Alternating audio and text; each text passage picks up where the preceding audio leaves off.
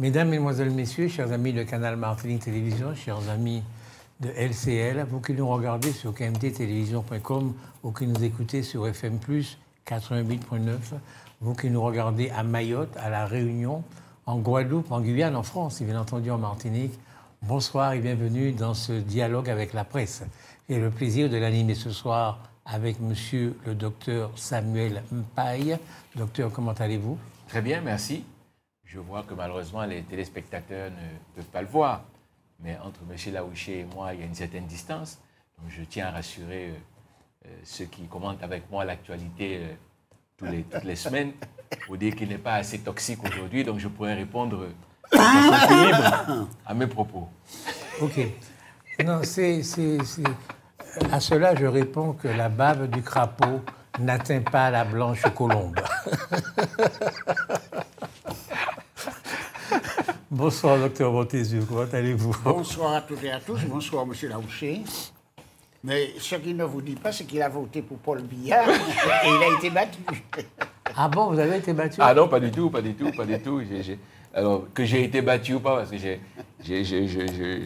ne sais pas pour qui j'ai voté. On parle des élections à la présidence de la République au Cameroun. Alors, où est-ce que ça non, c'est pas encore. Les résultats, c'est lundi. Non, mais on les a quand même déjà. On suppose, mais c'est lundi, alors on officiellement. On suppose quoi? On suppose qu'il a gagné avec 53% des voix. Qui a gagné? Mais ce n'est pas encore officiel, on attend... J'avais entendu 73%. Non, 53%. Du moins. 53%. Oui, donc tant que le Conseil constitutionnel ne s'est pas réuni à déclarer officiellement les résultats du vote, on ne peut pas le décider. Mais pour l'instant, de ce qu'on sait, c'est à 53-35. C'est ce président qui vit en Suisse, là. Et ce président qui vit en Suisse depuis 43 ans. Depuis 43 ans. Les Camerounais élisent un président qui vit en Suisse depuis 43 ans. Oui. Non, il y va quand même de temps en temps, mais enfin bon. Non, ça se passe de commentaires. Passons à autre chose. Vous risquez de me mettre en difficulté. D'accord, j'ai compris. Comment allez-vous, Cindy? Bonsoir tout le monde, eh bien, ça va, je me porte bien. J'ai rencontré quelques Martiniquais de la commune de Trinité dont je viens, qui m'a expliqué qu'il faut laisser les autres parler. Donc je fais passer le message. Il faut laisser les autres s'exprimer. C'est un reproche qu'il vous faisait? Vous ne laissez pas parler? Non, c'est à vous que je m'adresse, c'est à personne d'autre. Je n'ai que transmis le message, voilà. Ah bon, je pensais que c'était des gens qui vous disaient non, laisse parler les gens qui parlent trop. Justement, on me fait comprendre que je ne parle pas assez, donc voilà. Ce sont des gens qui vous aiment beaucoup. Il y a quelques jours, nous avons entendu un général français de l'armée française qui disait qu'il est important que la France se prépare à une guerre avec la Russie dans les 3 ou 4 ans qui viennent. Il n'y a aucune information qui soit plus importante que celle-là, à mon avis. Qu'est-ce que vous en pensez, docteur? Sur le fait qu'il y ait une guerre qui se prépare dans les 3-4 ans. Alors, je pense que de temps en temps, il est bon de justifier auprès des Français le pourquoi on va augmenter le budget des militaires de 6 milliards pour l'année 2026. Donc c'est important de le dire en disant qu'il va y avoir une guerre qui se prépare. En réalité, dire qu'il y aura une guerre contre la Russie, c'est à la limite prévoir pour nous l'extermination. Parce que si vous avez une guerre contre la Russie, contre un pays qui détient plus de 300 bombes nucléaires sur son territoire, lui déclarer la guerre ou dire qu'on va lui faire une guerre, je ne vois pas très bien d'abord où ça va nous mener. Parce que quand on déclare une guerre, c'est qu'on a des objectifs au final de cette guerre. On ne déclare pas une guerre juste parce qu'il faut faire la guerre. On déclare une guerre avec des objectifs. Si l'objectif, c'est d'aller faire la guerre à la Russie pour, évidemment, éventuellement la faire tomber, c'est une utopie. Je pense que... Combien de bombes vous avez dit? Au moins 300. Non, il a 3000 bombes. Qui correspondent, donc chacune correspond au moins à 2 ou 3 fois, pour ne pas dire une dizaine de fois, celle d'Hiroshima. Donc, dire qu'on va aller attaquer un tel pays en 2025, soi-disant se préparer pour une telle guerre en 2025, c'est prendre... Dans 3 ou 4 ans. Oui, en 2028, c'est prendre les Français que nous sommes pour des idiots. Je pense qu'effectivement, le monde bouge, que s'il y a une guerre, elle ne se fera pas forcément avec la Russie, probablement avec des proxys, éventuellement des pays tierces, comme on a toujours fait, qui seront la guerre au prétexte d'attaquer la Russie, mais attaquer la Russie elle-même, je pense que pour l'instant, c'est quelque chose qui n'est même pas envisageable. Mais, comme je dis, c'est bon pour les finances de l'armée. Ils ont besoin de renouveler le matériel. Ils ont besoin d'avions et de porte-avions. Vaut mieux crier au loup plutôt que de dire autre chose. En tout cas, c'est ce que je pense. Qu'est-ce que vous pensez, Cindy? Ben, je trouve que c'est très dangereux, hein, cette annonce, hein, parce que, comme l'a dit le docteur Mpaye, la Russie, c'est quand même un grand territoire. C'est l'un des plus grands territoires du monde. Ils ont un passé commun avec la Chine. Ils sont restés quand même en très bons termes. Donc s'il y a une guerre, j'imagine bien qu'ils vont se regrouper avec la Chine, qui possède aussi une grande armée. Donc je ne pense pas que la France sera en mesure, sincèrement, de rivaliser entre les anciens pays qui étaient communistes auparavant. Donc je pense qu'il faut plutôt apaiser le dialogue, essayer de trouver des ententes avec la Russie, que de déclencher une guerre, à mon avis. En tout cas, je l'espère vraiment pas qu'on va rentrer en guerre, parce que ce sera vraiment terrible si on rentre en guerre. Docteur? Ben, écoutez, ça me fait penser à Boileau, je crois, qui disait « Les hommes, la plupart, sont étrangement faits dans le juste milieu, on ne les voit jamais. » Vous savez que la Russie et la France, ils ont une histoire récente qui est faite d'amitié. Plutôt. Oui, Dans les 3 dernières guerres, les 3 dernières grandes guerres, la Russie était avec la France. Et la Russie a gagné la dernière guerre mondiale. C'est elle qui a fait que la France a pu se dégager, hein, parce que sans la Russie, personne ne se dégageait là. Hein. Et dans la guerre 14-18, pareil, c'est la venue de la Russie sur le champ de bataille qui fait que l'Allemagne était... enfin, ses forces étaient divisées en deux et que la France a pu gagner. Mais avant, la guerre d'avant également, la Russie a toujours été un ami de la France. Bon, Napoléon avait un peu changé ça, puisqu'il est allé jusqu'à Moscou. Napoléon Ier. Oui, Napoléon Ier, il est allé jusqu'à Moscou, mais enfin, ça ne lui a pas porté bonheur, puisque, bon, finalement, la grande retraite de Russie reste dans l'histoire de France comme une grande catastrophe.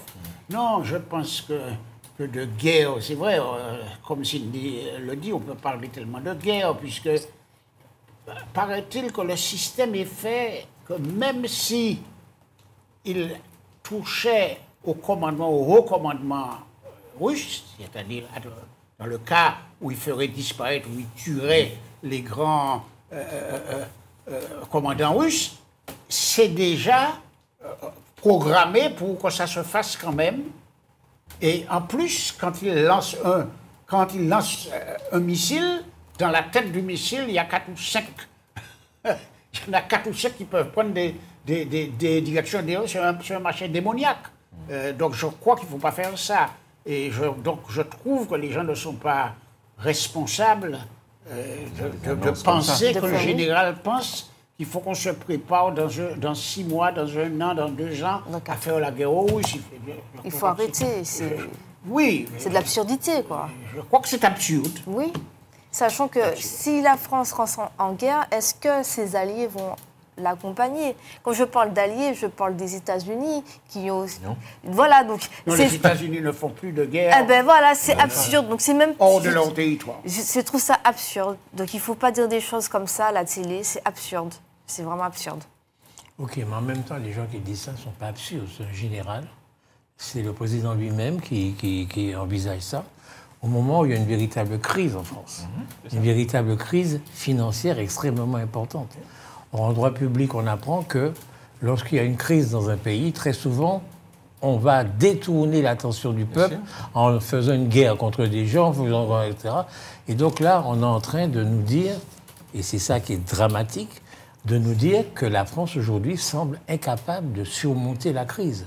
Pour inventer qu'on va aller faire la guerre à la Russie, c'est tellement idiot ce truc-là, que ça ne peut être qu'une façon de nous détourner de la crise, de nous faire croire que, bon, il y a autre chose de plus important.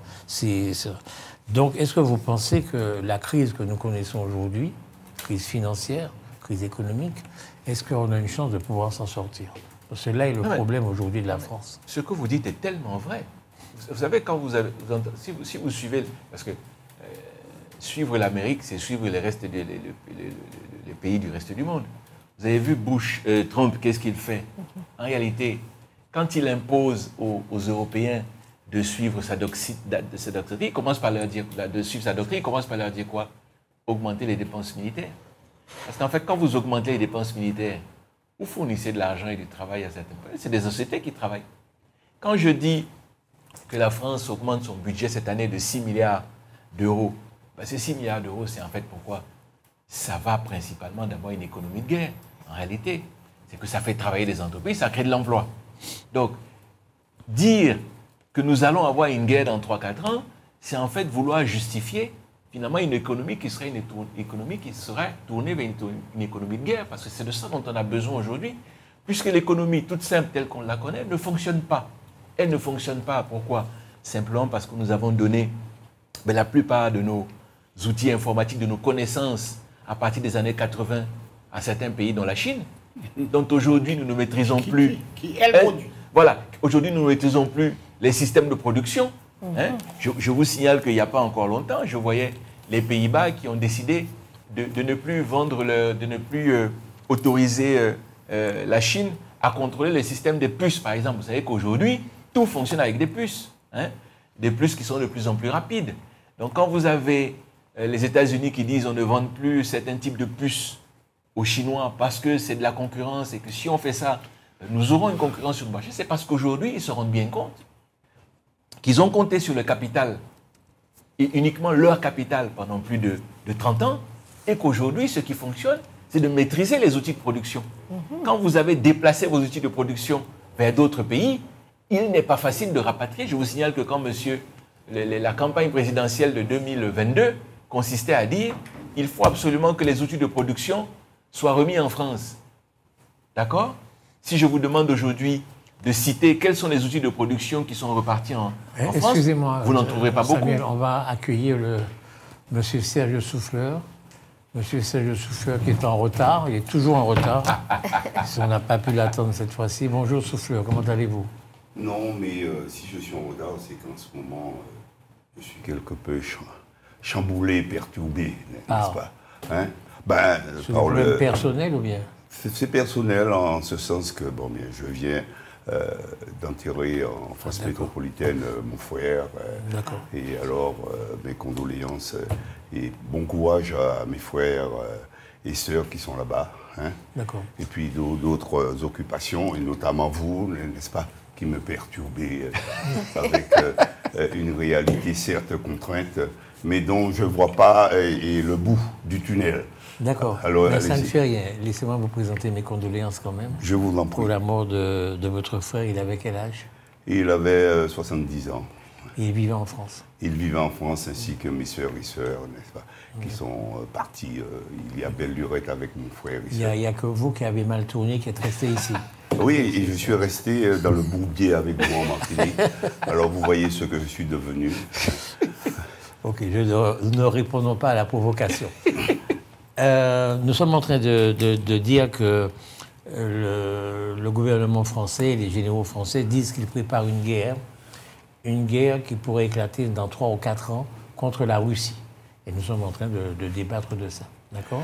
Attendez, mais on ne vous a pas encore donné la parole. Prenez le temps d'arriver.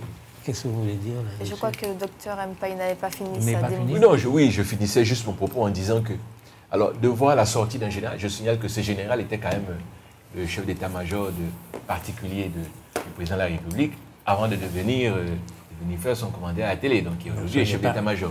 Donc, c'est une ligne politique, finalement, qui ne fait que suivre la ligne politique de l'Élysée. Vous ne pouvez pas avoir un président qui déclare qu'il faut faire la guerre à tout prix tous les matins, et son chef d'état-major qui dit qu'il ne faut pas la faire. Donc, ça concourt aussi. En tout cas, le général vient à la télé et dit aux Français, attention... Préparez-vous. On ne se rend pas compte, mais c'est extraordinaire. C'est-à-dire que dans 4 ans, il y a des petits gens, des petits Fouillalais, des petits Diamantinois, des petits Trinitéens qui peuvent aller mourir en Europe dans une guerre contre la Russie. C'est extrêmement... Moi, ça m'angoisse un peu quelque part. Mais la question que vous avez dit avant est intéressante. C'est-à-dire que vous parlez d'une guerre qui se prépare. Mais comme la crise économique qu'on nous sommes en train de vivre est insurmontable, je vais mettre des guillemets, insurmontable pour nos hommes politiques, du moment parce qu'ils n'ont pas trouvé de solution, c'est pour détourner le regard. Et je suis complètement d'accord, puisque on ne va pas se mentir, les médias sont là aussi pour manipuler un peu les téléspectateurs, pour les endormir un peu. À l'exception de KMT, excusez-moi. À l'exception de KMT. Oui, à l'exception de KMT. Mais on va dire que les médias nationaux sont là aussi pour nous endormir un peu et ne pas montrer la vraie réalité. C'est-à-dire que nous sommes en pleine crise économique. Il va falloir prendre de vraies décisions cette fois-ci.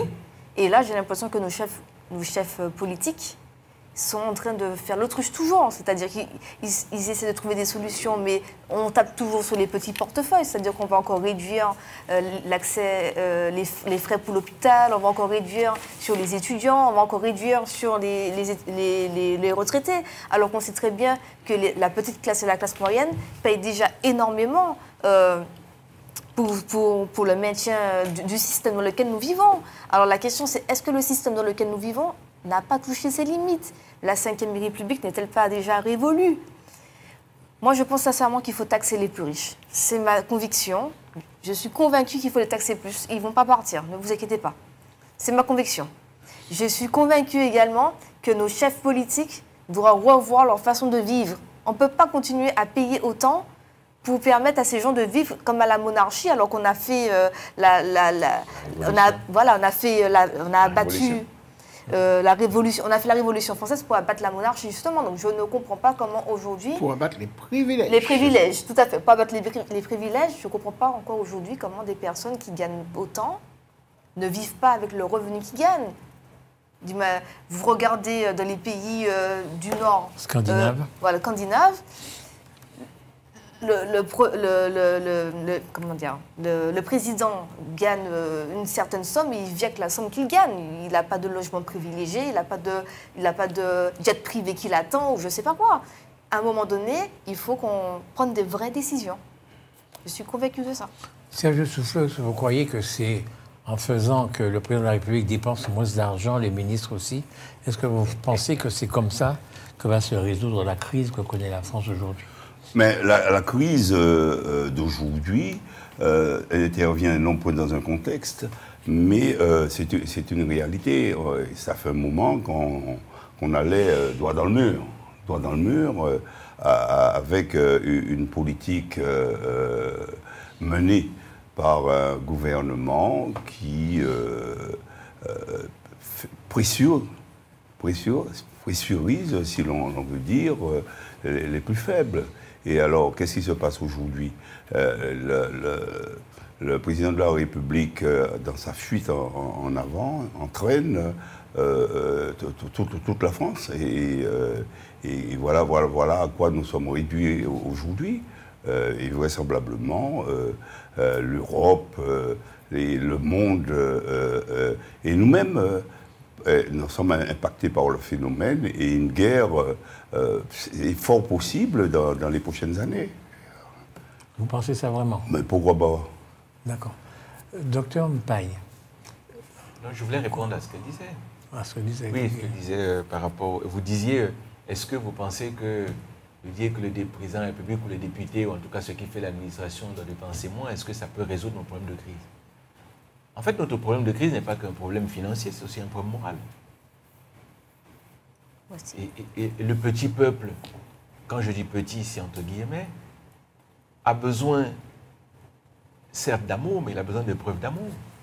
On a besoin de savoir qu'il y a le changement, mais on a besoin de voir les preuves du changement. Et les preuves du changement, des fois, sont les preuves que la classe qui dirige, qu'on vénère finalement, hein, puisque je viens de voir le président Sarkozy aller en prison, vu le nombre de personnes qui sont allées manifester leur soutien à ceux qui n'y aillent pas, me fait penser que, quelque part, les hommes politiques restent pour une bonne partie de la population des gens pour qui ils ont une très haute estime. Et si ces gens pour qui ils ont une très haute estime sont incapables de pouvoir réformer ce pays, il faut se poser la question de où on va. Et le où on va, malheureusement, c'est que je viens de voir le nouveau Premier ministre qui sont en train de faire pareil leur bidi. Moi, je vous dis honnêtement, j'aurais préféré qu'on fasse une halte fiscale, à la limite qu'on paye un peu plus en disant que, comment on appelle ça, une saison blanche, hein, Oui. en faisant... Une année blanche. Voilà, une année blanche, on ne change rien, mais bon, on sait que du fait de l'augmentation, comment on appelle ça, ça a été de 3% cette année, l'inflation. Oui, Hein, voilà. l'inflation, forcément, va payer tous un peu plus. Mais que pendant cette année blanche, il y a une vraie réflexion sur les impôts en France, par exemple. Se disant, mais qui paye quoi? Je vais prendre un exemple qui est très clair. Vous savez, aujourd'hui en France, la TVA rapporte à peu près 200 milliards d'euros. 200 milliards d'euros.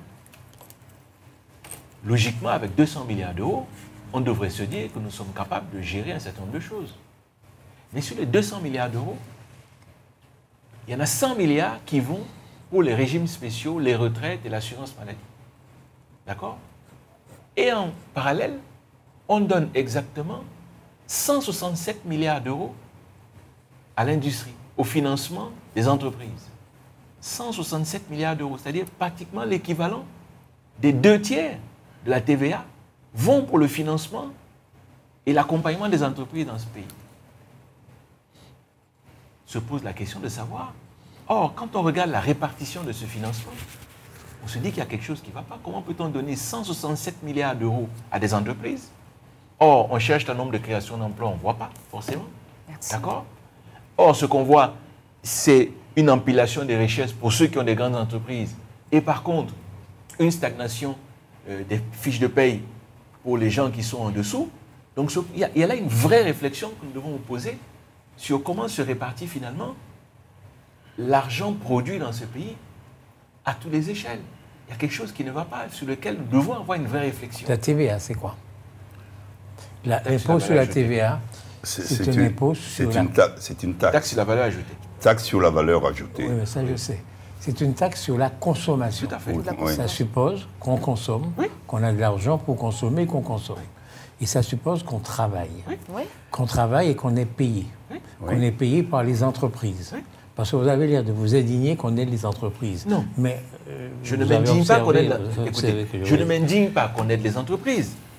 Je m'indigne que chaque fois qu'on dit il y a quelque chose à payer, on considère que seuls ceux qui travaillent doivent payer et pas les entreprises non plus, comme si elles faisaient partie de quelque chose qui était à part. Et quand je dis les entreprises, ce n'est pas forcément les entreprises de production.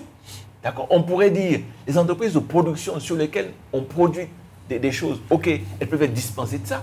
Mais toutes les entreprises, vous achetez des produits en Chine, vous venez les vendre chez nous, et vous réussissez quand même à bénéficier De cette... des financements de l'État. Non, il faudrait qu'on flèche l'aide aux entreprises sur des entreprises de production et non pas sur des entreprises simplement qui font du bien et des services, sans rien apporter en termes de valeur ajoutée. C'est ça qui Mais m'intéresse. je suis en train de dire que la valeur ajoutée, c'est les salaires que l'on donne aux salariés, qui permettent de faire tourner la consommation, qui permettent de faire tourner un pays. Donc il faut faire très attention à ce que vous dites. C'est une entreprise, j'en parlais un petit peu avec Cindy avant l'émission, une entreprise, c'est quelque chose de compliqué, quoi. Moi, j'ai une grande admiration pour les chefs d'entreprise, pour les commerçants, qui, toutes les minutes de leur vie, prennent des risques et puis font vivre la société, font vivre l'économie. Alors, je ne sais pas s'ils vont partir, si on taxe plus les riches, est-ce qu'ils vont partir? Mais ce n'est pas si facile que ça. Un riche, c'est aussi celui qui investit, celui qui fait que les gens sont employés, que les gens sont payés, que les gens peuvent payer des impôts, etc. Nous sommes, on peut dire heureusement, malheureusement, mais c'est un fait, nous sommes en système capitaliste. Et la base même du système capitaliste, c'est l'entreprise et la liberté de l'entreprise. C'est l'entreprise qui promeut, c'est l'entreprise qui crée la richesse. Donc vous ne voulez pas comprendre le travail. Ne voulez pas comprendre ce qu'on dit. Oui. Mais non, vous ne voulez pas comprendre ce qu'on dit. Il y a un économiste français qui est allé sur un plateau, bon, voilà, qui a démontré que la classe moyenne payait plus en équivalence qu'une personne riche. La classe moyenne payait plus de 25%. La classe moyenne payait 50%. Je vous explique quelque chose. Et le riche payait 25%. Vous allez comprendre quelque chose. Si aujourd'hui, Cindy, vous travaillez, vous êtes une employée, et vous êtes augmenté, que vous touchez 100 € de plus. Tel que je vous connais, ou tel que je ne vous connais pas, mais enfin, j'ai l'impression que vous prendrez ces 100 euros et puis vous irez un peu plus peut-être à Euromarché ou à chez Leclerc. Enfin, bref, vous ferez marcher la consommation. Le riche, lui, lorsqu'il perçoit plus d'argent, il peut investir. Il peut investir et créer la richesse. Investir et il crée des emplois. Oui. Il ne faut pas comparer. Créer la richesse et créer l'emploi. Laissez-moi finir pour une fois un raisonnement. Il ne faut pas comparer ces deux choses-là. La classe moyenne et la classe des chefs d'entreprise, c'est deux choses très différentes. Alors on fait des caricatures de l'homme riche qui a un tas d'argent et ne paye pas ses impôts. C'est plus compliqué que ça. Les hommes riches, très souvent, ils investissent pour devenir plus riches, sans doute, mais en même temps, ils font marcher l'économie. Attendez, docteur Mpaye, vous allez pouvoir parler. Ils sont parlé le docteur Montezuma, qui est plongé dans son intelligence. Non, le docteur Montezuma essaie de comprendre de quoi on parle. Moi, je ne comprends pas de quoi vous parlez. Vous voyez, c'est ce que je disais. Docteur est sur TikTok. Chacun dit ce qu'il a envie de dire. Arrêtons quand même. Arrêtons. Oui. Chacun dit ce qu'il a envie de dire. Oui. Lui, il avait commencé sur quelque chose de bien précis. Oui. C'est ça qu'il faut continuer. Mais oui, Et que lui a répondu. Non, mais parce que vous êtes parti. On est parti. Non, parce que. À lui, vous n'est pas. C'est ça. Je lui ai répondu à lui. Il a parlé de la TVA. Mais non, parce que je suis parti de la consommation, puisque la TVA est un impôt sur la consommation. Mais ce que je veux dire, et quand on ne consomme que lorsqu'on est payé, lorsqu'on est salarié, lorsqu'on gagne de l'argent. Attendez, je croyais que vous disiez sur la TVA, je croyais que vous disiez autre chose. Par exemple, la TVA, vous avez vu que c'est l'ensemble de la population riche et pauvre qui paye la TVA. Et vous avez vu, il a dit qu'on s'en sert, vous avez dit, pour des choses qui touchent à tout le monde également. C'est ça. C'est normal. Bien, ça me paraît. Et que dit en substance Alors il dit que l'autre partie, c'est ce qu'il disait, servait aux entreprises. Oui. C'était une réflexion intéressante. Mais non, je suis en train de vous dire que ça sert aux entreprises Que et qui ça sert aux alimente entreprises la qui TVA. Mais Ça, on c'est a- l'entreprise qui que ça paye les sert aux gens qui vont entreprises. l'acheter. Mais vous ne voulez pas comprendre quelque chose. Ça sert aux entreprises. Les entreprises, il disait. Monsieur Non, mais- Pourquoi vous croyez que c'est pas que ça Mais oui. c'est pas ça la question. Voilà, il La faut- question, ce n'est pas de savoir si ça sert à entreprise. La question, c'est de dire quel type d'entreprise sur notre territoire. Voilà, nous qui voulons. bénéficie. C'est ça dont il Qu'est-ce qui s'agit. crée la richesse? Qu'est-ce qui crée l'emploi? Docteur Mpaye, Vous ne voulez je pas suis- comprendre. Vous Docteur voulez pas Mpaye, je comprendre. suis très- Ma question à moi, c'est de dire, je dis, on reproche plein de choses à Trump. Oui. La politique de Trump aujourd'hui, quand il dit, j'augmente les droits de douane pour tous les gens qui viennent vendre des produits chez moi.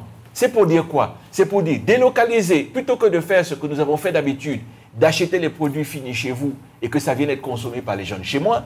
Je préfère que vous délocalisiez vos entreprises de chez vous et que vous les mettiez chez moi et que ce soit produit chez moi parce que chez moi, ça donne de l'emploi. C'est de ça dont je parle. Quand je parle d'investir dans les entreprises, je ne suis pas en train de dire qu'il faut supprimer tous les financements. Oui, je suis en train de dire c'est- qu'il faut financer les emplois les sociétés qui produisent, de production industrielle. Parce que c'est dans la production industrielle qu'on crée de l'emploi. Toutes les entreprises payent des salariés. Il faut les différencier. Oui, mais- La production. Si je fabrique du médicament, et que c'est dans mon pays qu'on fait le cochon qui va fabriquer le médicament, puis l'entreprise qui va extraire le médicament pour en faire des médicaments qui vont être consommés par des gens, etc., ça crée de l'emploi chez moi. J'ai le droit de dire, une telle entreprise, je la finance parce qu'elle apporte de l'emploi. Oui. Est-ce que je dois la financer au même tarif que quelqu'un qui va dire, je vais acheter par exemple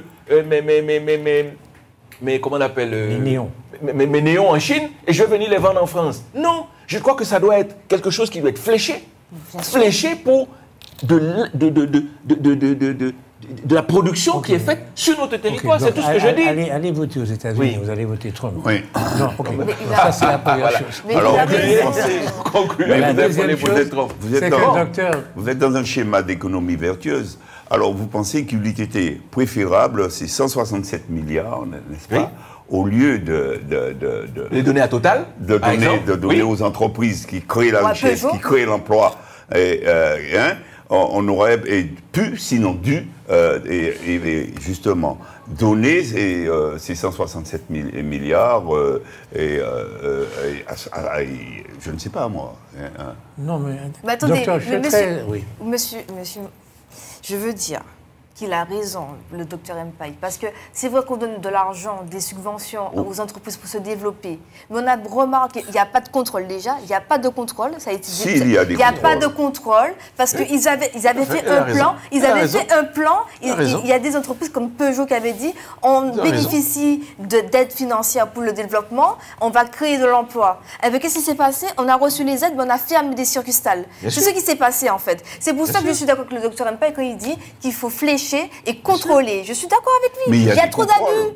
Il y a trop d'abus. Il n'y a pas de contrôle. Ce qui n'empêche pas qu'il y ait des abus, mais il y a des contrôles. Non, comment ça, il n'y a pas de contrôle. La dernière fois, on a prouvé ici, sur les plateaux de télé, qu'il y avait des entreprises qui bénéficiaient des allègements de charges fiscales parce qu'elles avaient acheté du matériel qu'ils avaient fait venir. Et dès que le matériel atterrissait en France, on le mettait dans les camions pour l'exporter dans les pays d'Europe de l'Est pour pouvoir faire le même produit. Donc, ça veut dire qu'ils prenaient non seulement des sous sur les allègements fiscaux, soi-disant parce qu'ils avaient importé des machines, mais les machines ne restaient pas en France, elles partaient immédiatement dans les pays d'Europe de l'Est pour pouvoir fabriquer des produits chez eux. Est-ce que vous trouvez que ça c'est normal? Vous me dites qu'il y a des contrôles. Il n'y a pas de contrôle. Il n'y a pas de contrôle. C'est exactement ça le problème. Mais il peut y avoir des failles dans le contrôle, mais il y a des contrôles. Oui, mais non, regardez. Vous ne pouvez pas venir là et dire qu'il n'y a pas de contrôle. Regardez ce qui se passe encore. L'État a déconcentré son pouvoir. Ils ont créé plusieurs structures. Une structure qui s'occupe des parcs, une structure qui s'occupe de l'eau. On a démontré qu'il y a une même structure qui fait exactement la même chose, qui est dispatchée sur le territoire.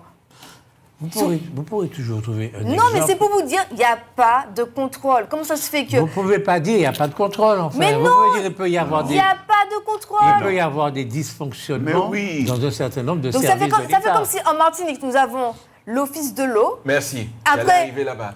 Voilà, donc l'Office de l'eau qui a utilisé l'argent des contribuables, qui pendant longtemps nous a dit qu'il faut payer pour la rénovation des tuyaux et des canalisations, qui a pris plus de 100 millions d'euros qui ont disparu dans les caisses. Aujourd'hui, on ne sait pas où c'est. On nous dit qu'il y avait des contrôles. Les contrôles, ils sont passés où? Ça, c'est une réalité. Je ne sais pas si vous êtes les contrôles en question. Mais ce n'est pas légion, toutes les Ah, c'est pas légion? C'est pas légion dans un pays de 300 millions.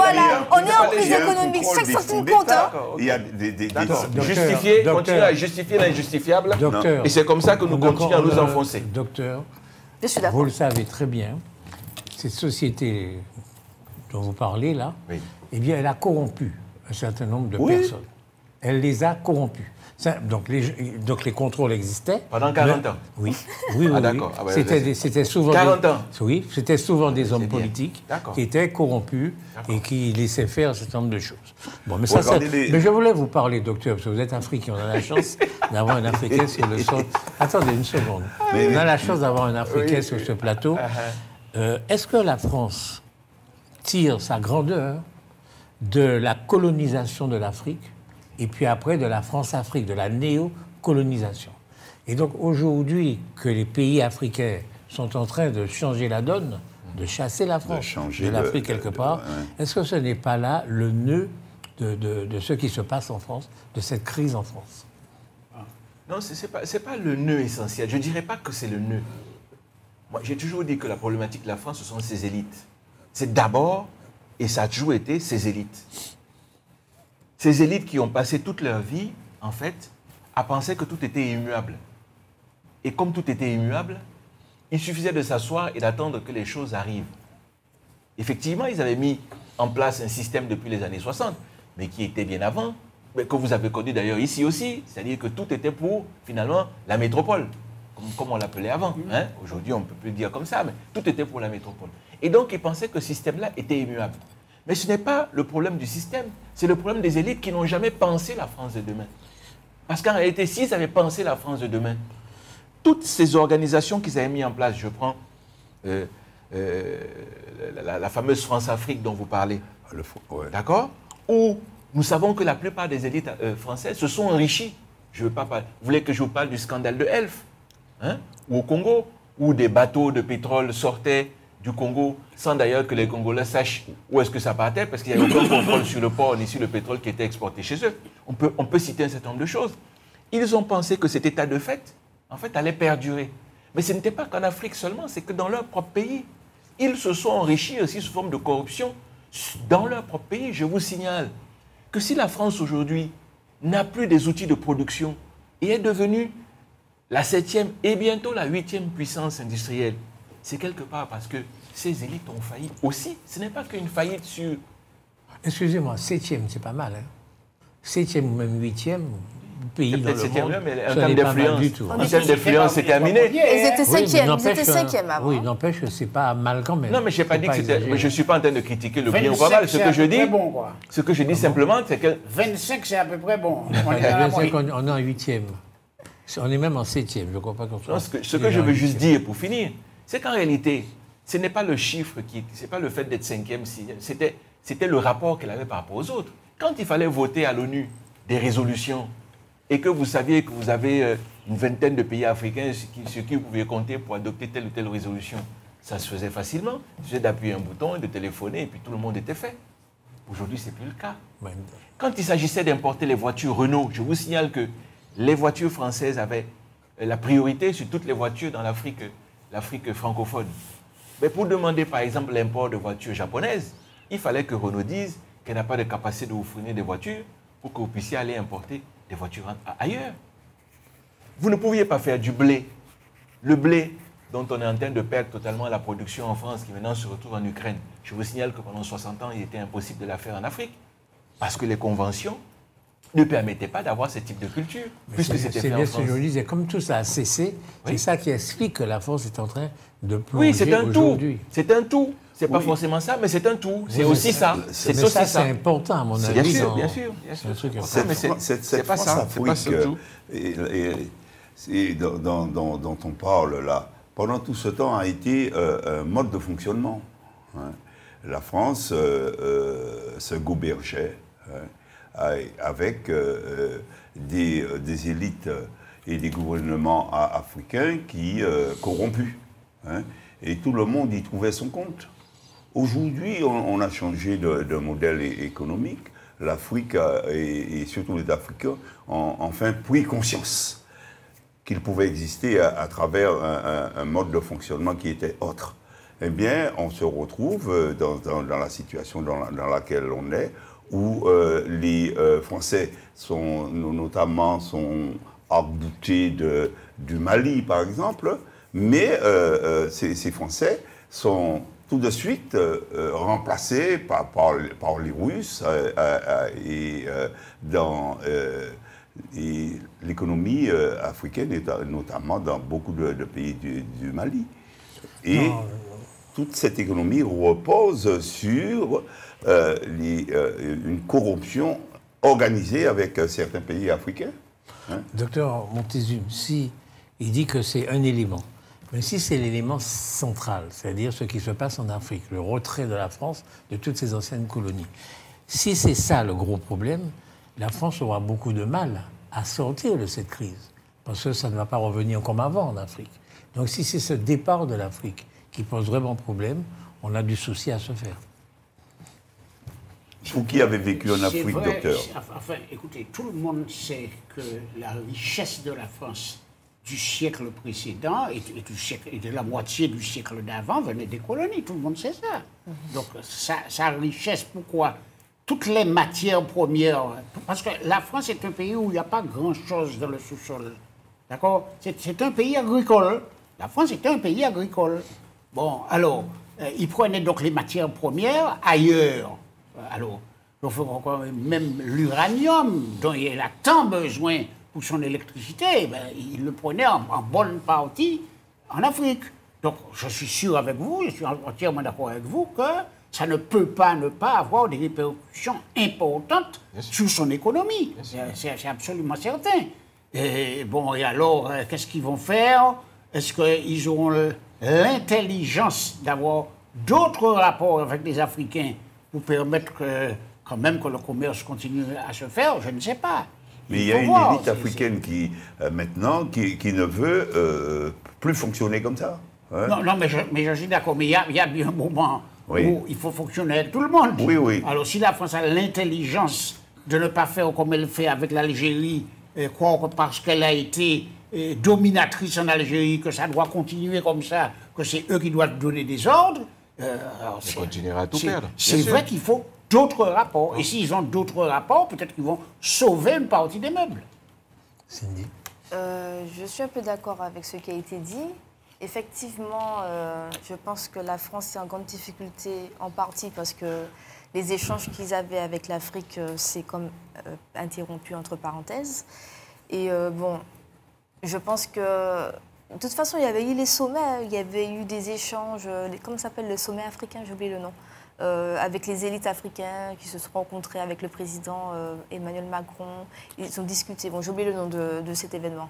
Ils ont discuté justement de la relation France-Afrique.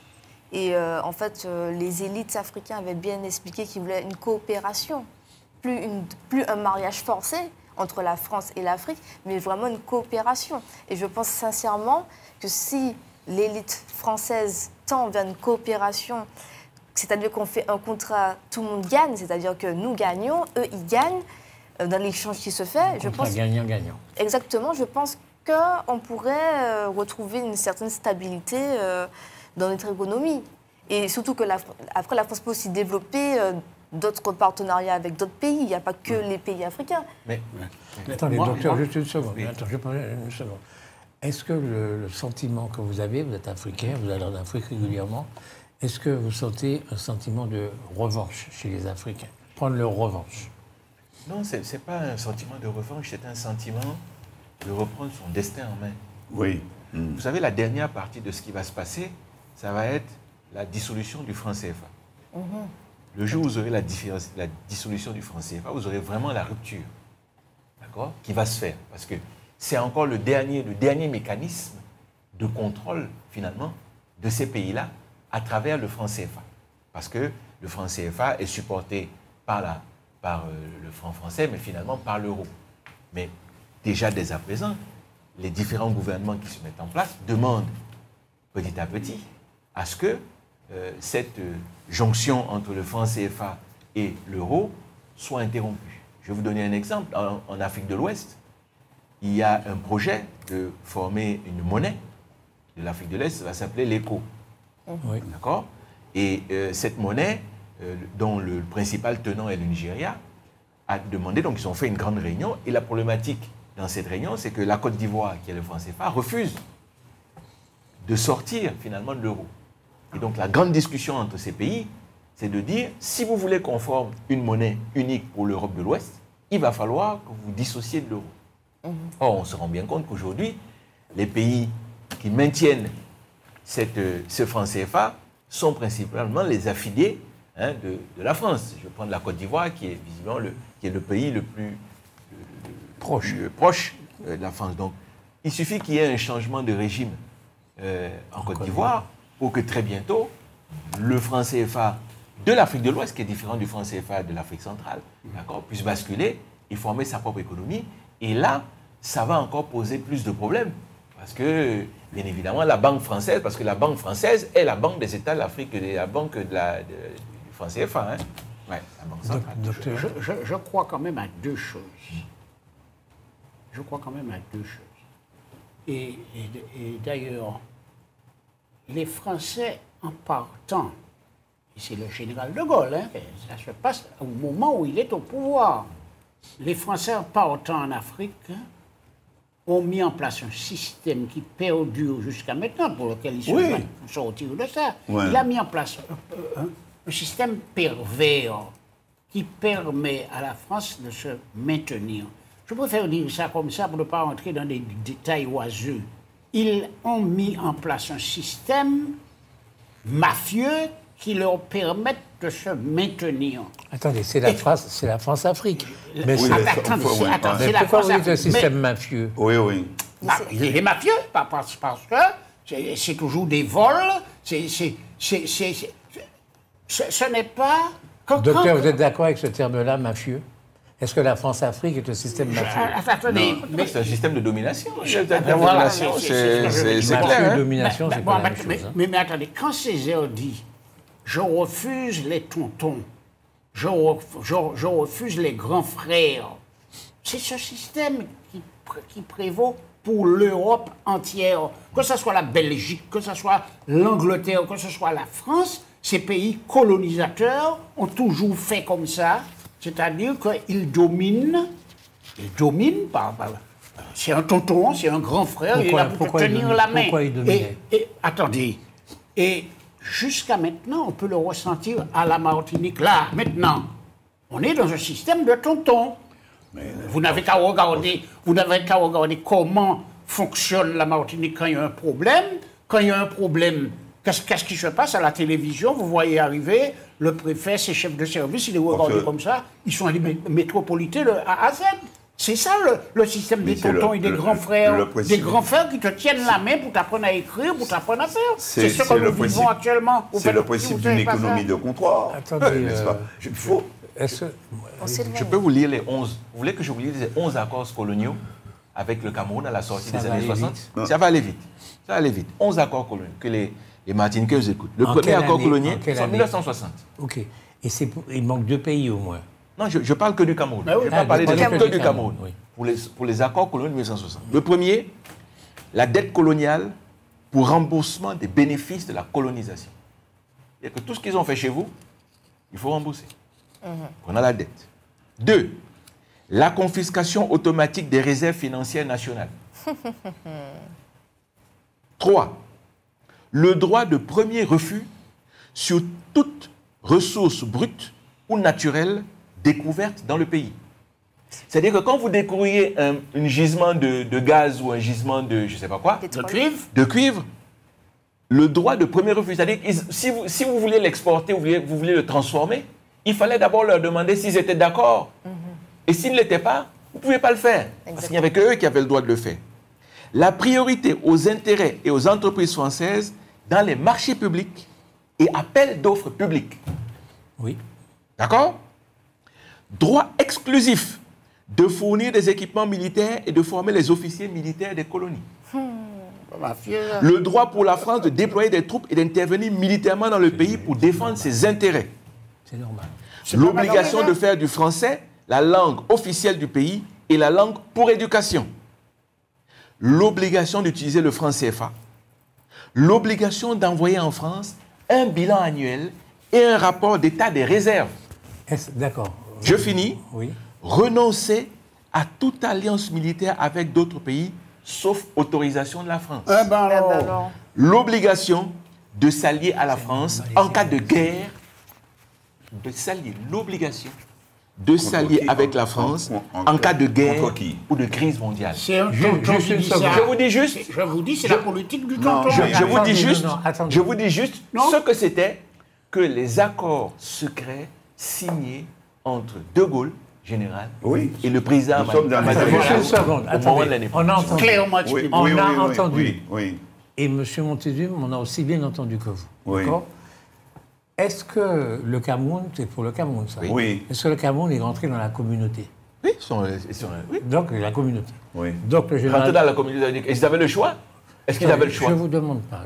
Oui, ils sont dans la communauté. Oui. C'est ce que je vous demande s'ils sont rentrés dans la communauté. Quand vous êtes agressif tout de suite. Non, je ne suis pas agressif. Mais si. Non, ce que je veux dire, c'est que vous faites comme si rien à dire. C'est comme si vous avez le choix. Je vous pose une question. Oui. Moi, oui, je vous dis qu'ils avaient le choix. Ah bon? Parce qu'il y a 2 pays qui ont fait le choix différent. C'est le Mali, le Modibo Keïta et la Guinée de Sékou Touré. Laissez-moi parler. Ils ont fait quoi? Ils ont fini comment? Laissez-moi vous parler. Ils ont fini comment? Vous avez parlé. D'accord? Laissez-moi parler un peu. Oui. Bon. Et donc, il y a des pays qui ont accepté. Ils ont fini comment? Moi, je vous pose la question. Quand vous avez fini, laissez-moi. Laissez-les s'exprimer. D'accord. Oui. Voilà, laissez-les faire son développement. Allez-y. Oui, allons-y. Mais non, mais oui. D'accord. Allez-y. D'accord, allez-y. Je me tais. Allez-y. Au lieu de m'énerver, je préfère rire. Oui, allez-y. C'est très comique. D'accord. C'est comique. Donc, les pays africains vont devenir indépendants. On leur donne le choix entre la communauté ou la non-communauté qui partent. OK? Tous les pays, et si vous restez dans la communauté, vous êtes d'accord avec ce qui vient d'être signé. Oui. D'accord? C'est clair. Oui. Si vous n'êtes pas d'accord, vous appelez le Mali de Modibo Keïta, la Guinée de Sékou Touré, et vous partez, vous faites vos affaires. Vous n'êtes pas dans la communauté. Vous partez, vous faites vos affaires. Oui, vous partez, vous faites... Enfin, vous ne signez pas ça. D'accord. Vous ne signez pas ça, vous êtes libre, vous faites vos affaires. D'accord. Bon. Ma question, M. Mpaye, est la suivante.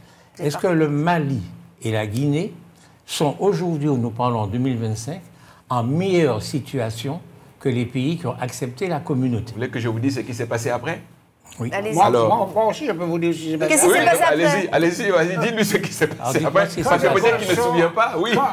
Quand De Gaulle sort de chez Sékou Touré, écoutez bien, c'est très important. Ça se passe un jour comme ça, alors ils le disent au public. Bon, il y a une grande conférence, et ça se dit, et Sékou Touré dit non, je préfère être pauvre et libre qu'être riche et esclave. Grosso modo, c'est ce qu'il dit.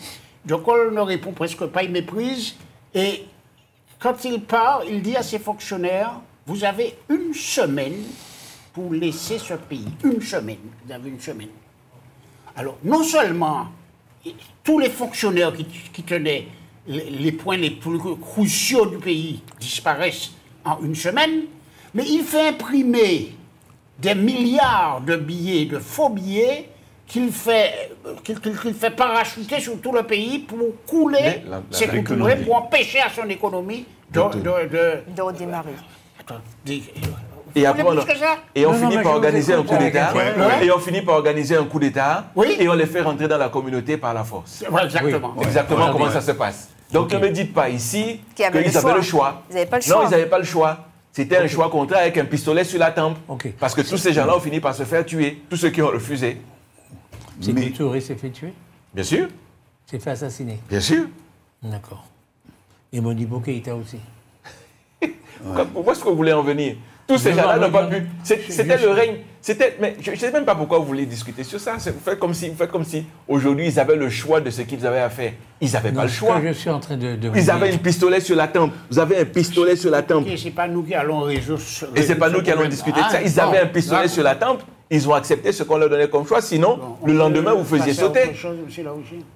Je continue à dire que dans mon pays, parce que là, je parle de mon pays, jusque dans les années 70, il y a eu jusque dans les années 70, il y a eu le maquis. Et je vous signale que, et je répète toujours ici, que les bombes au napalm ont d'abord été expérimentées chez moi.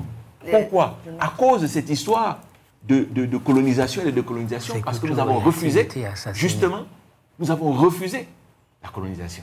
Nous avons refusé ça. D'accord? Et que ça s'est fini en quoi? On a supporté quelqu'un qui acceptait finalement les contreparties qui étaient données. Et les mêmes sont là, hein, les Foucault, on les connaît tous. Hein. Attendez, quand même, je lis que M. Sékou Touré est mort d'une attaque cardiaque. Il n'a pas été assassiné par les Français. Non, je me disais bien, il ne faut pas dire des mensonges comme ça. Il est mort d'un arrêt cardiaque, il n'a pas été assassiné. Il est mort chez lui d'un arrêt cardiaque. Il est mort dans un arrêt cardiaque à l'hôpital. D'accord, chez lui. À l'hôpital. En tant que président. Écoutez-moi, monsieur Laouché, j'ai une plaquette chez moi où il y a à peu près une vingtaine de têtes d'Africains assassinés par ah non, mais j'en doute pas. Ah ben alors, non, mais c'était déjà... Qu'est-ce que vous lui chapeautez pour un bonhomme? Non. Le Congo, on peut parler du Congo. Touré on peut parler du Cameroun. C'est deux cas différents. C'est pas la même chose que les autres. Parce qu'il y a une dizaine de pays, ou même plus, qui ont accepté ça. Ils n'ont pas accepté. Qui a accepté ce qu'ils ont dit. Mais ils n'avaient pas le choix, n'est-ce pas? Plus de 60 ans. Et donc, 60 ans plus tard. Je viens de vous citer les accords. Ça ne vous choque pas? Ce qui vous choque, c'est ça. Ce qui vous choque, c'est que les autres ont le choix. On vous cite les accords, comment ils ont été tournés, et vous dites qu'ils avaient le choix. Mais si c'est votre réflexion, M. Laouché, vous avez un certain âge et un certain recul. Et vous me dites, ça, ils avaient le choix. Ils avaient le choix, monsieur Laouché. Ils avaient le choix. Mais c'est incroyable quand même. C'est pas du tout ce que je vous ai dit. Mais ils étaient complices de mode de fonctionnement. C'est pas du tout ce que je vous ai dit. Je vous ai dit, en 2025, ces pays qui ont accepté ces clauses-là sont-ils plus malheureux ou moins malheureux que ceux qui ne les ont pas acceptées? C'est ça que je vous voulez qu'on compare les pays africains qui ne l'ont pas accepté? Je vais vous donner un pays, le Ghana. Oui. Ce sont les pays anglophones. Oui. En termes de développement, excusez-moi, en termes de développement économique, ils n'ont rien à voir avec ceux qui sont passés sous domination française. La colonisation française n'a rien à voir avec la colonisation anglaise. Et nous sommes bien d'accord. Donc pourquoi vous comparez? Non mais comment ça on ne compare pas? Mais il faut les comparer. C'est justement pour dire, c'est bien pour dire que dans une des colonisations, il y avait pour objectif de ne nourrir que la capitale, et que pour les autres colonisations, c'était de dire, à partir du moment où vous avez choisi votre indépendance, vous avez choisi votre destin, et bien vous allez avec. ce que les autres ont refusé. Vous aviez une espèce de « oh oui, vous pouvez », mais en réalité, vous ne pouviez pas. Chez les Anglais, vous pouvez. C'est tout ce qu'on dit. C'est aussi clair que ça. C'est pas plus clair que ça du tout. Alors, nous avons la responsabilité de l'eau en ce moment en Martinique. Oui. Nous avons la responsabilité de... Et Cindy a des problèmes d'eau, elle ne boit pas à sa faim, enfin à sa soif. Alors qu'est-ce que vous avez avec l'eau? Écoutez, Monsieur Larocher, j'ai entendu une annonce qui m'a un peu frappée ce matin. Alors, c'est Odyssey qui a dit justement qu'ils allaient augmenter les factures d'eau pour les professionnels de 40%. Sachant la structure économique fragile de nos professionnels, de nos entreprises sur le territoire, je trouve ça aberrant, absurde d'augmenter la facture d'eau de 40%. Donc, j'aurais bien aimé qu'on puisse débattre sur ce plateau de cette augmentation soudaine. Qu'est-ce qui fait qu'il y ait une augmentation aussi exponentielle du prix de l'eau? Mais je vous fais remarquer que le Nord a dit la même chose. Hein. Oui. Le nouveau prestataire, la SOR. Il a dit qu'il allait augmenter. D'ailleurs, il a proposé une augmentation. Mais comme ce n'est pas lui qui décide, ce sont les élus qui fixent le prix de l'eau. J'espère que tout le monde sait ça sur ce plateau. Hein. C'est pas le fermier. Hein. Le fermier peut proposer. Mais ce sont les élus qui fixent. Et qui, en votant, qui fixe le prix de l'eau. Hein, nous sommes bien d'accord sur ça. Autrement dit, les 40% dans l'augmentation-là, c'est les élus. C'est les élus qui ont demandé... Les élus de... Les élus des collectivités. Non, du centre. Du centre. De ceux qui gèrent, oui. Oui, la CACEM. Oui, c'est ça. Puisque c'est Odyssey. C'est Cap Nord, c'est... oui, c'est Cap Nord, par exemple. Voilà, c'est... CACEM. C'est la CACEM, etc. Oui, CACEM, Espace Sud. Alors, attendez. Il y a une augmentation des factures. Nous sommes en période de solde. Les professionnels qui font les soldes ont clairement dit que ça n'a pas fonctionné cette année parce que le pouvoir d'achat des Martiniquais sont au plus bas. Ils n'ont même pas fait de solde. Vous imaginez que les professionnels ont une augmentation de facture.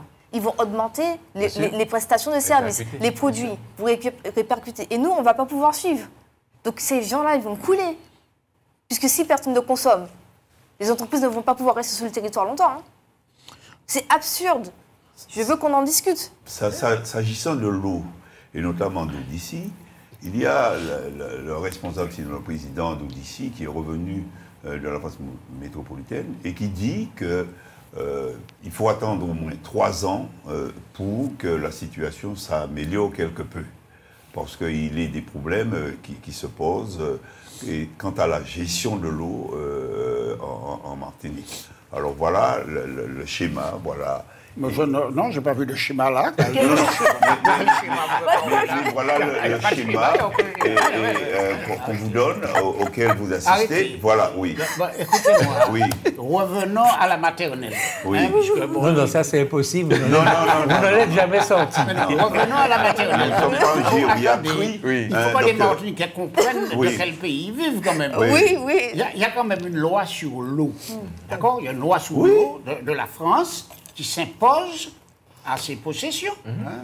Donc la Martinique est dans la loi sur l'eau. Et la loi sur l'eau a mis en place un parlement de l'eau qui, ça s'appelle le comité de l'eau et de la biodiversité. L'eau non. Ça s'appelait, mais non, ça s'appelait avant le comité de bassin. Pour le moment, ça s'appelle le comité de l'eau et de la biodiversité. C'est ça le Parlement de l'eau. C'est-à-dire que c'est eux qui prennent les grandes décisions sur l'eau. Et qui mènent la politique. Alors, les gens peuvent raconter ce qu'ils veulent. Oui.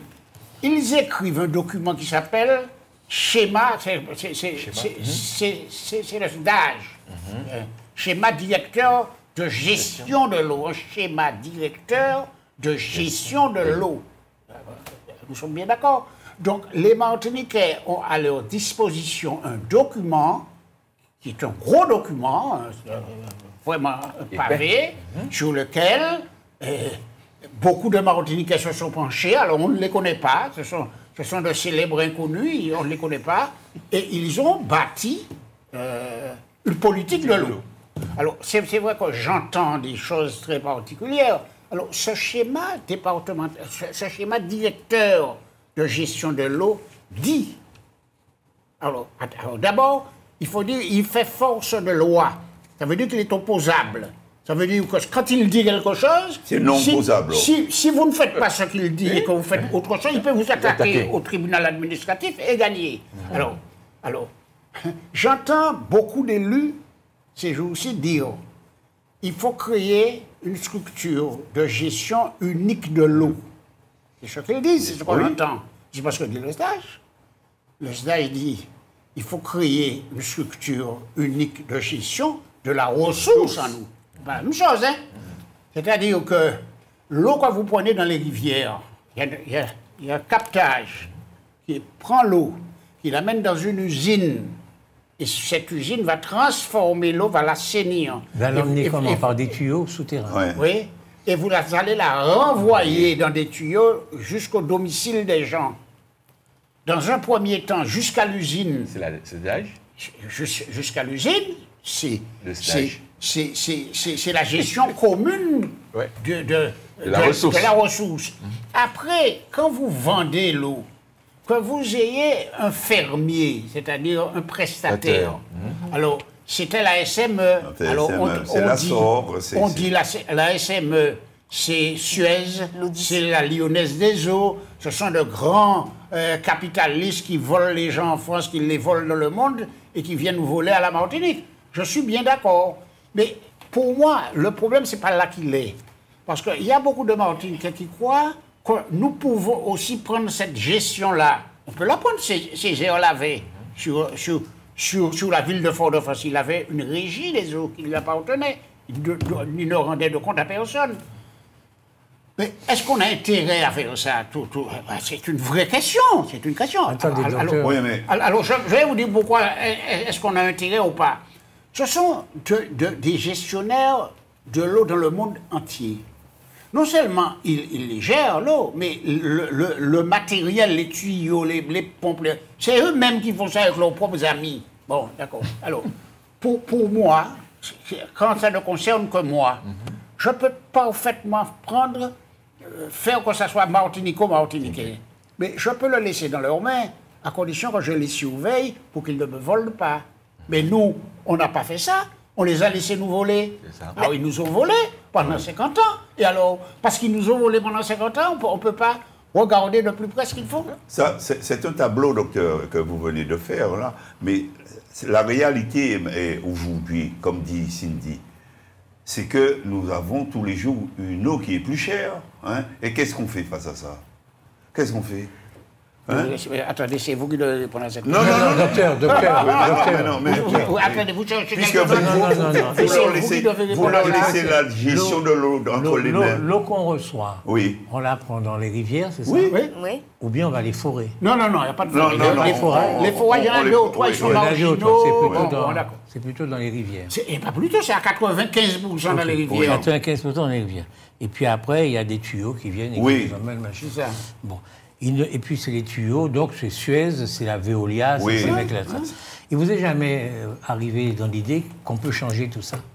Qu'à un certain moment de l'évolution de l'humanité, de la technologie de l'eau, eh bien on prenait dans les rivières, on mettait dans des tuyaux et on emmenait chez les gens. D'accord? On peut changer tout ça. Parce que, je ne sais pas. Mais contrairement à vous, je vais réfléchir à la façon que toute l'eau que je vois tomber en Martinique parfaitement bétonnée aujourd'hui. Martinique où il y a de l'eau qui tombe à profusion sous les parkings partout. Et puis après, je vois le soleil venir prendre cette eau, l'évaporer, et cette eau ne sert à rien.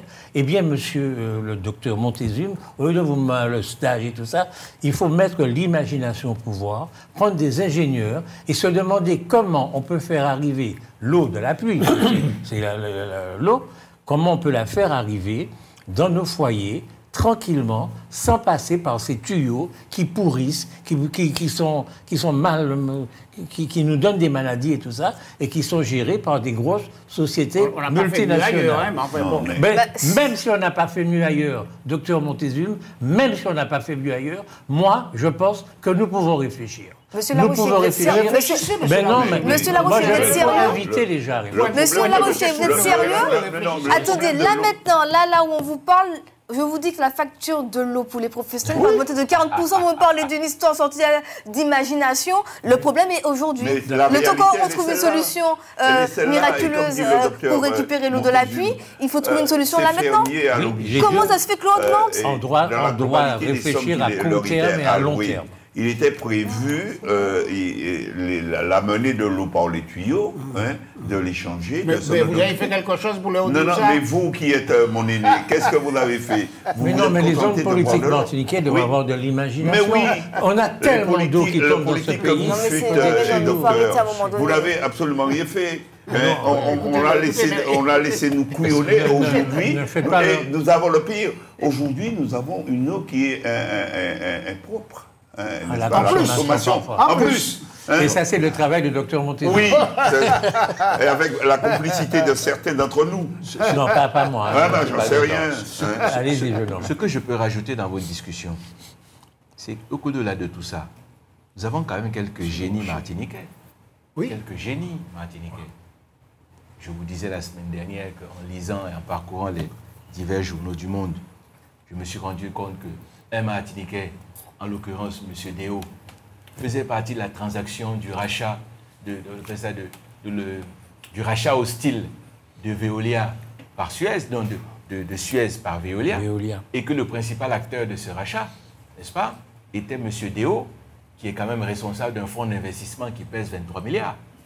Moi, j'aurais bien été inspiré, si j'étais dirigeant de ce pays, d'aller me renseigner auprès de cet investisseur pour lui demander comment est-ce qu'au milieu de ce rachat de Suez, nous, pauvres Martiniquais que nous sommes, en tout cas, au moins nous avons un lien de filiation, d'autant plus qu'il est de Sainte-Marie. Oui, oui. Ça aurait été bien de lui poser la question si, sur la balance de la gestion de l'eau, en tout cas du rachat de Suez par Veolia, est-ce qu'on ne pouvait pas glisser un petit contrat pour nous Martiniquais afin que nous puissions bénéficier au moins de ce que l'école de notre Martinique lui a donné pour qu'il soit ce qu'il soit aujourd'hui. Oui, mais lui, c'est les dividendes qui l'intéressent. Oui, mais vous n'en savez rien. Mais je dis ça peut-être que s'il m'écoute, il sera peut-être touché par notre désarroi, n'est-ce pas, de voir que nous sommes incapables, depuis qu'il est parti, ça fait 40 ans, de gérer l'eau. Il faut changer le système de récupération et de distribution de l'eau dans ce pays. En tout cas, il y a un dernier... Une dernière chose importante de la loi sur l'eau, c'est que l'eau, pour les Français, l'eau paye l'eau. L'eau paye l'eau. Ça veut dire que vous prenez de l'eau, vous la nettoyez, vous la vendez. Ouais. C'est avec cet argent que vous devez refaire vos tuyaux, refaire votre installation et refaire. Donc, l'eau que vous vendez doit payer ce que vous... Alors, à la Martinique, l'eau ne paye pas l'eau. Non. Pourquoi? Parce qu'on a un passé, on a un passif qui fait que, bon, on ne peut pas, il n'y a pas. Alors ça peut être tas de choses. Ça peut être parce qu'on ne vend pas suffisamment d'eau, ça peut être parce que les tuyaux, on ne les a pas changés au moment où il fallait les changer, etc. Peu importe. Donc il faudrait insuffler, mettre de l'argent. Et on pense que si on ne met pas entre 400 et 500 millions dans cette affaire-là, pour la reprendre totalement, l'eau ne paiera jamais l'eau à la Martinique. Bon, moi, ce que je vais dire... Hein, finalement, t'es 40%. Voilà. Les professionnels qui m'écoutent, ne payez pas vos factures. C'est fini. Ne payez pas vos factures. Soyez solidaires. Non, je ne plaisante pas. Mais il faut provisionner l'argent. Ne payez pas les factures. Non, mais c'est une... Attends, les gars, ils ont eu la vie chère. On a pété leur magasin. Ils ont dû reconstruire. Après, il y a la crise économique. Et après, l'augmentation de l'eau. Mais c'est quoi? Ils vont tous mourir? Non, les professionnels qui m'écoutent, ne payez pas vos factures. Ce n'est pas normal de payer 40% plus du prix. C'est pas normal. Vous payez sur les 40%. Voilà, c'est tout. On paye ce qu'on paye aujourd'hui. Voilà, vous payez ce que vous payez aujourd'hui. Vous refusez les 40%, c'est bon. Quand vous ne payerez pas votre eau, on va vous la supprimer, parce que ça ne va absolument rien faire. Et cette eau, on en a besoin. Il faut radicalement, il faut drastiquement changer cette politique de l'eau. Ce n'est pas possible. Quel sujet? Les 7 péchés capitaux. C'est toi qui m'as dit ça. Le docteur ne se sent pas bien? Le docteur ne m'a rien dit. Il voulait parler de sujet. Ben, qu'il parle, il n'y a pas de souci. Hein? Mais il ne m'a pas dit. Hein. Il parle de quoi? Non, mais allez-y, pas. monsieur. Allez-y, docteur. Docteur. Alors, Puisqu'il se sent mal. On allez-y. a combien de temps? On a 20 minutes. 20 minutes. Bon, d'accord. Oui, alors j'ai rencontré quelqu'un dans la rue et qui me dit qu'il nous écoute avec plaisir, mais qu'il trouve que, par exemple, la dernière intervention que nous avons eue ici, je ne sais pas si vous étiez là, où on a parlé de l'éducation. Il dit non, que c'est absolument pas satisfaisant et qu'il dit qu'il a écouté également M. Larouché qui a interviewé la semaine dernière M. Toussaint. C'est M. Toussaint qui est de l'éducation nationale, et M. Larouché lui a fait la proposition que l'éducation nationale puisse faire véritablement de l'éducation. Alors que nous ne sommes pas pour le moment d'accord sur le mot d'éducation. Alors il me dit donc qu'il aimerait qu'on reprenne ça un tout petit peu, pour qu'on comprenne qu'est-ce qui est à l'instruction et qu'est-ce qui est à l'éducation. Alors c'est une proposition que je fais à M. Larouché, d'essayer de reprendre ça, mais de façon très calme, pas trop passionnée. Hein? Alors, nous avons cherché avec M. Larouché quelle était la définition de l'éducation. Oui. Alors, l'éducation nationale fait effectivement une éducation, alors on va dire... Une politique. Non, c'est pas une politique. Quand vous envoyez vos enfants à l'école, oui, c'est pour avoir un savoir, d'accord? Mais le savoir, il peut être mathématique, de l'histoire, de la physique, de la chimie, mais il dit qu'il y a aussi une éducation civique. Oui. Une éducation civique. Oui. Morale. Bon, une éducation morale. Oui. Bon, alors M. Larouché disait, peut-être avec juste raison, qu'il faudrait aller un peu plus loin. C'est-à-dire qu'il faudrait faire la vraie éducation. Celle que généralement on réserve à la famille. Parce que généralement c'est la famille qui fait l'éducation, ce qu'on appelle l'éducation, c'est-à-dire comment vous vous comportez dans la société. Dans la société. Dans la société. Oui. Bon, par exemple, ce matin, j'étais à la poste, j'arrive, j'avais un rendez-vous dans un petite salle d'attente toute petite. J'arrive avec 4 personnes, dont un enfant. Oui. Avec sa mère, mais je n'avais pas vu que la mère était là. Et il n'y avait pas de place, donc je suis resté debout. À aucun moment, ni l'enfant ne s'est levé pour dire, monsieur, est-ce que vous voulez vous asseoir? Ni la mère ne lui a dit, bon, écoute, donne la place à monsieur, il est un peu âgé. Bon, c'est ça, l'éducation. Tout à fait. Bon, alors, il me dit de voir plus loin. Il me dit, cette éducation dont parle M. Larouché existe. Alors, il y a l'instruction qui est à l'école. M. Larouché dit qu'on pourrait y mettre aussi ce que nous appelons l'éducation. Il ne l'appelle pas comme ça. Hein? Alors, ma soeur, qui est enseignante, me dit non. Moi, je fais de l'instruction et je n'ai absolument pas envie de faire de l'éducation. Je fais un peu d'éducation, forcément. Mais en fait, ce n'est pas mon rôle. D'autant que ça peut être très difficile à faire, surtout par les temps qui courent. Il me dit, on peut avoir des problèmes avec les parents qui disent, qu'est-ce que vous avez raconté à mon enfant? C'est pas comme ça que je veux l'élever. Laissez-moi l'élever, que vous continuez à lui donner de l'instruction.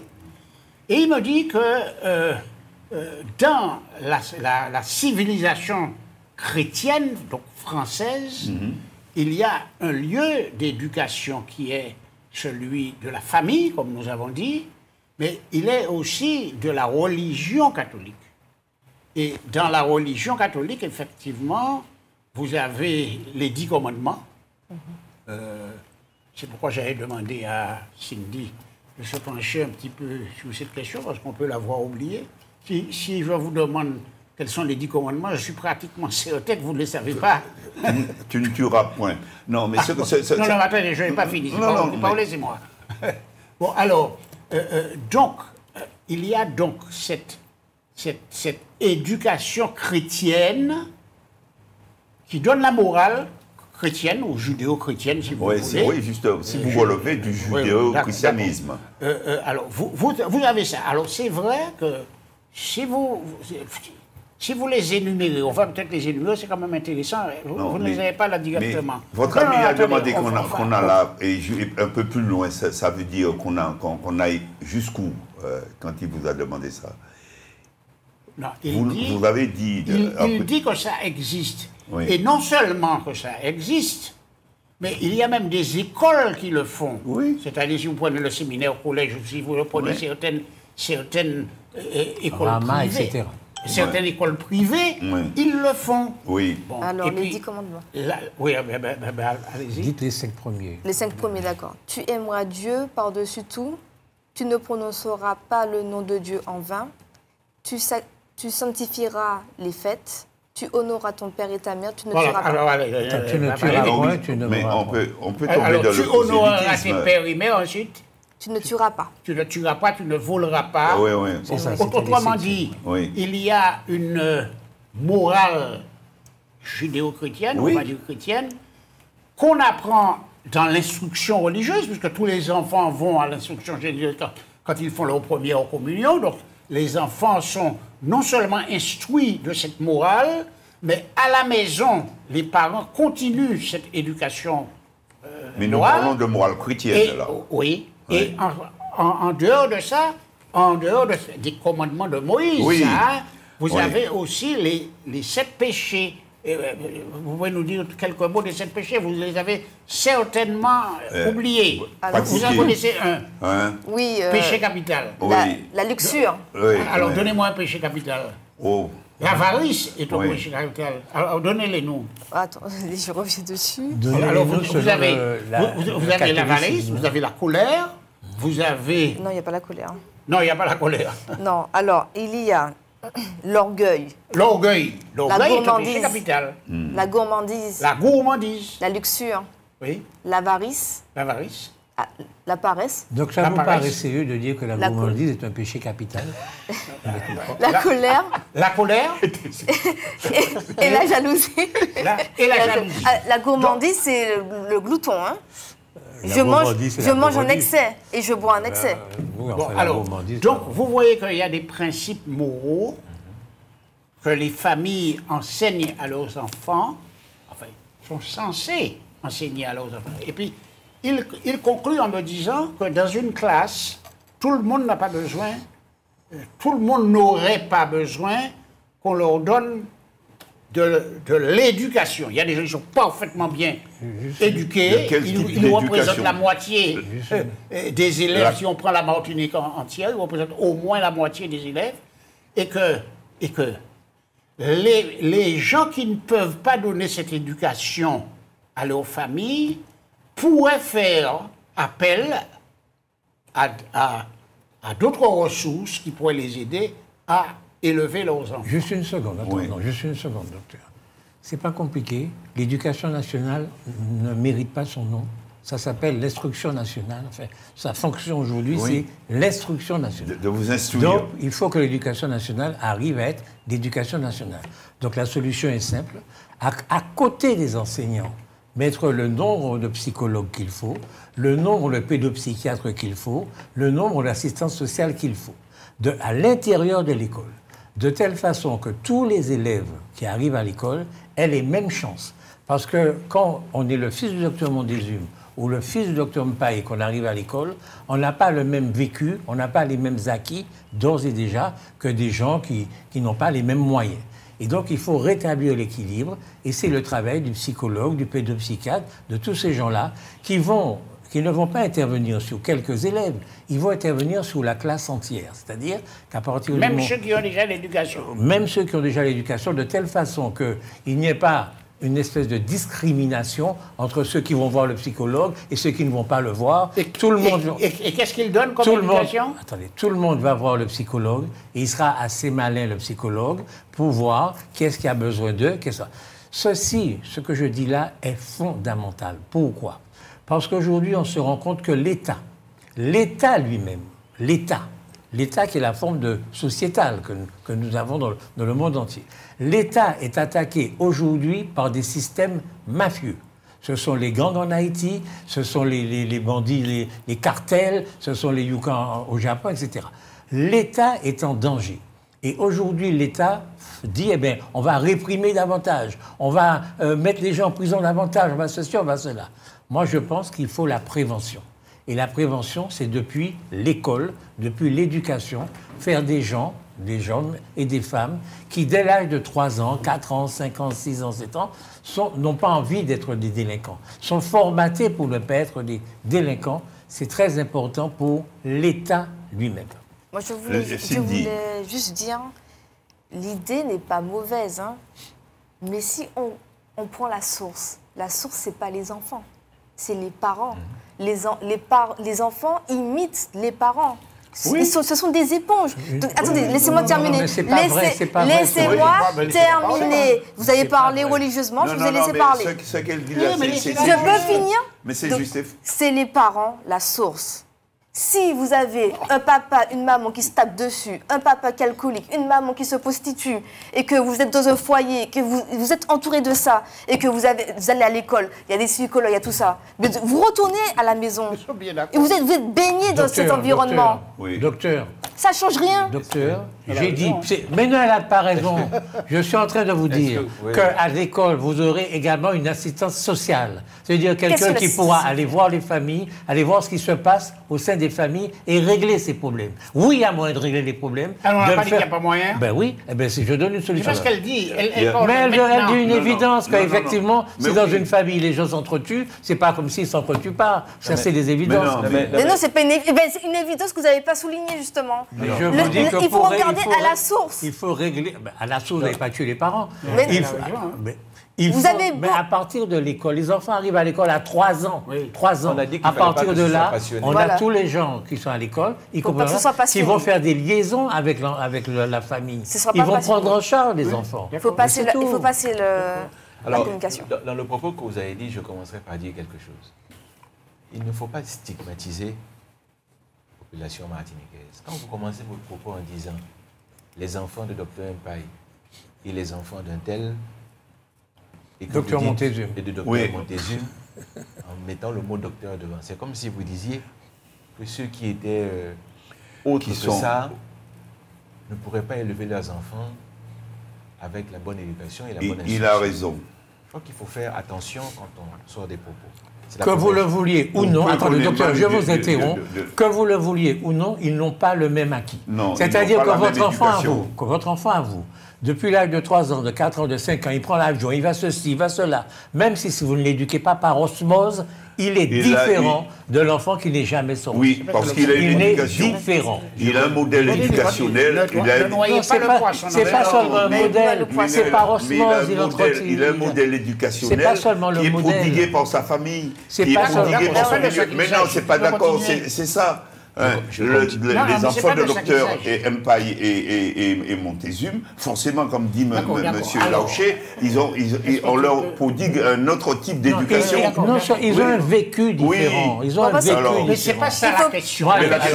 Laissez parler le Dr Mpaye, il nous reste 5 minutes. Vous avez tué les 5 minutes. Je continue de dire, on ne stigmatise pas les populations. C'est trop passionné. Ce n'est pas parce qu'ils n'ont pas le même vécu que moi qu'ils sont forcément différents à la base ou qui ne vont pas réussir leur vie. Il ne faut pas commencer par dire les enfants d'un Ils ont un handicap. Ils n'ont pas de handicap, monsieur Laucher. On n'a pas de handicap en fonction de la manière. On a un handicap quand les gens qui vous suivent dans l'éducation que vous avez, eux, ont des handicaps. C'est ça qui est important. Vous pouvez partir avec un handicap parce que votre famille ne l'est pas. Mais si vous suivez, et c'est à ça que c'est l'éducation nationale pour tous, ou l'instruction pour tous, c'est que cette instruction pour tous permet justement de combler les différences. Peut-être pas au début, mais elle peut se combler au fur et à mesure qu'on fait l'éducation. Donc il faut faire attention. Donc il faut faire attention à ne pas spécifier quand on parle de ces sujets de l'enfant d'un tel ou de l'enfant d'un tel. Et c'est pour ça que je dis, et c'est pour ça que je dis, quand elle dit que c'est d'abord un problème de parents. Oui. Elle a raison de préciser. Oui. Non. C'est pas un problème de milieu, parce que dans les milieux riches, dans les milieux pauvres, vous avez les mêmes difficultés. Ce n'est pas vrai. Mais non, il y a un enfant de famille pauvre a déjà un handicap. Dans une famille riche, on peut avoir une maman alcoolique et un papa absent tout le temps. C'est une évidence. Mais oui, mais justement, l'enfant qui vit dans une famille riche, la seule avantage, c'est que ses parents ont de l'argent. Mais les troubles affectifs, les violences. Vous voulez que je vous cite? Ils le connaissent aussi. Vous voulez que je vous cite le nombre de familles? On va revenir sur ça la semaine prochaine. Vous voulez que je vous cite le nombre de familles, des gens ultra riches qui ont tout perdu le jour où ils sont partis parce que leurs enfants n'ont pas pu suivre? Ça existe. Et c'est même plus souvent. Mais c'est même plus souvent qu'on le dit, même dans ce territoire qu'est la Martinique. Donc ça veut dire quoi? Ce n'est pas parce que vous êtes né dans une famille riche que vous avez forcément tous les atouts. Vous avez des atouts, certes. Mais ce n'est pas ça qui fait la différence. Ce qui fait la différence, c'est autre chose. Ce qui fait la différence, c'est autre chose. Ce qui fait la différence pour devenir riche, c'est quand vos parents sont déjà riches pour le devenir.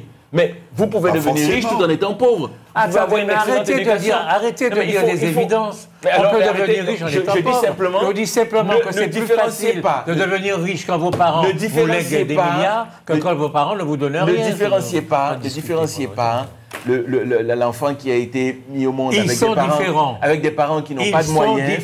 S'ils s'occupent de votre éducation et vous donnent la meilleure éducation possible, vous avez des chances de vous en sortir dans ce pays. Personne n'a dit qu'ils n'ont pas de chance. Personne n'a dit qu'ils n'ont pas de chance. Nous disons qu'ils n'ont pas le même vécu, mais c'est une évidence. Ne faisez pas de... Il faut devoir arrêter. Parce que on arrête. Vous êtes sûr qu'on peut arrêter, docteur? Oui, on arrête. Le docteur Montézune souhaite qu'on arrête. Cindy aussi. Merci de nous avoir été fidèles. Merci Jean-Michel Césaire pour votre excellente réalisation. Au revoir, docteur Samuel Paille. Merci quand même d'avoir été là. Merci à toutes et à tous. Merci encore pour cette excellente émission et je vous dis à la semaine prochaine. D'accord. Et bravo pour votre chemise. Vous avez recommencé avec les chemises un peu extravagantes. Bon. Merci Cindy d'avoir été là. Merci beaucoup de m'avoir invité. Je suis désolée, monsieur. Ça a été un échec encore. On était trop passionnés, malheureusement, pour ce sujet. Bien. Oui, vous êtes trop passionné. Trop passionné. Trop passionné. Mais oui. Vous dépassionné. Vous dépassionnez. Vous n'aimez pas les hommes passionnés. Non, Alex, le sujet, il faut que les gens comprennent il faut que les gens comprennent le sujet et malheureusement... Pourtant, ce que vous avez dit était intéressant on a été trop passionnés. Ce que j'ai dit était intéressant. Mais oui, sur le fait qu'il faut emmener l'éducation à rentrer dans les établissements. D'accord. Oui, c'est d'ailleurs ce que le monsieur a dit. Hein. Il n'a pas contredit. Il n'a pas contredit. Mais il faut le dire avec moins de passion parce avec que les moins gens de passion, ne les gens comprennent ne nous écoutent pas. Donc, merci de m'avoir invité. J'espère qu'on va pouvoir reprendre le débat moins passionné. Bon week-end à tous et puis profitez bien de la mer. Voilà. La mer, nous nous aimons. Nous sommes des gens passionnés. Excusez-nous. Merci M. Souffleur d'avoir été là. Pour dire, à parler de l'éducation d'une manière générale, on s'en porte toujours, là, on s'en rend compte, mais ça ne m'empêchera pas de souhaiter un très bon week-end aux téléspectateurs et de revenir la saison prochaine pour encore entendre parler de cette éducation au bout de laquelle nous n'arrivons pas à arriver. Hein. Merci beaucoup, docteur Montézune. Merci. Bonsoir à toutes et à tous. Bonsoir, M. Larocher. Merci beaucoup. Vous avez vu à quel point c'était compliqué de faire admettre des évidences aux gens sur ce plateau. J'espère y être arrivé quand même. Passez une bonne soirée. Jean-Michel, encore une fois, merci pour votre excellente réalisation. Au revoir. Non, mais en fait, pourquoi...